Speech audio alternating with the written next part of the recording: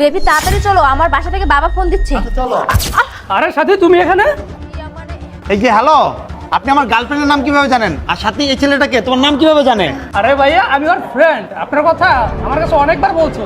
ও আচ্ছা, যাই হোক সাথে, ওনার কথা তো কখনো আমাকে বলো নাই। ইস, আজকে কি যে আছে আমার কখনো কে জানে। বাই দ্য ওয়ে, তোমাদের সম্পর্কটা জানি কতদিনের? এই তো ভাই, বেশি না, মাত্র 3 মাস। আমরা কয়েকদিনের ভিতর বিয়ে করতেছি না সাথী?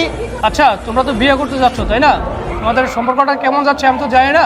তোমরা হয়তো ফোনে অনেকবার কথা বলো, আর দিনে কতবার মিট করো আমাকে একটু বলবা? আরে ভাই বললে না, যখনই আমি ফোন দিই তখনই বলে বাবা মা পাশে থাকে। মাঝে মাঝে টয়লেটে যে আমার সাথে কথা বলে, আর হঠাৎ হঠাৎ দেখা হয়, তাই না সাথী? ও আচ্ছা, তাহলে তো তোমাকে অনেক ভালোবাসে যেহেতু ওয়াশরুমে গিয়ে কথা বলে। আচ্ছা ভাই, আপনি তো আমার কথা অনেক শুনেন, এবার আপনার কথা বলেন। আপনি কি এখন সিঙ্গেল আছেন না বিয়ে শাদী করছেন? আর ভাবি কেমন আছে? আসলে ভাইয়া বিয়ে করছিলাম, কিন্তু কপালটা খারাপ, সুখী হতে পারি নাই। ঠিক বুঝলাম না ভাইয়া, আপনি কি আমাকে একটু বুঝায় বলবেন? তাহলে শোনেন এই অবাকের কথা।